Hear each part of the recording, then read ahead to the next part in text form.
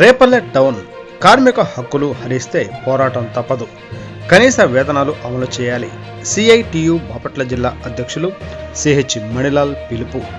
దేశవ్యాప్తంగా కార్మికుల demands day సందర్భంగా సిఐటియుగా కార్మికుల హక్కులను హరించే లేబర్ రద్దు చేయాలని జరుగుతున్న ఆందోళనలో భాగంగా రేపల్లె తహసీల్దార్ కార్యాలయం వద్ద ధర్నా నిర్వహించి వినతిపత్రం అందజేయడం జరిగింది.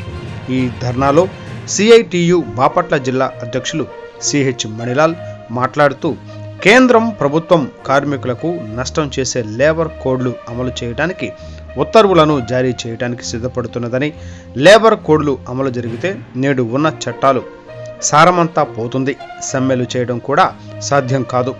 పని వేళలు పెంచటం, ఉన్న హక్కులు తొలగించటం, జీతాలు పెంచకపోవడం, నిర్బంధాన్ని తీవ్రతరం చేయడం యజమానులకు తేలిక అవుతుంది. కావున లేబర్ కోడ్స్ను వెంటనే రద్దు చేయాలి. ప్రైవేటీకరణను, జాతీయ నగదు బదిలీకరణ పథకం, నేషనల్ మానిటైజేషన్ అప్పిఫైన్లను ఆపాలి.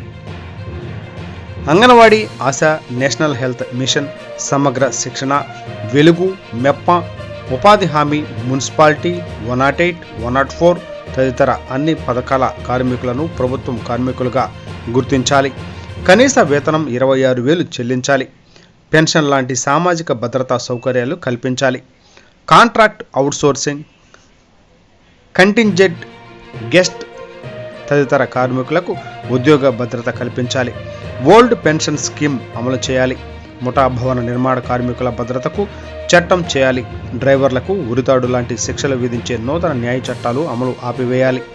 విశాఖ స్టీల్ ప్లాంట్ రక్షణకు కేంద్ర ప్రభుత్వం చర్యలు చేపట్టాలని డిమాండ్ చేశారు.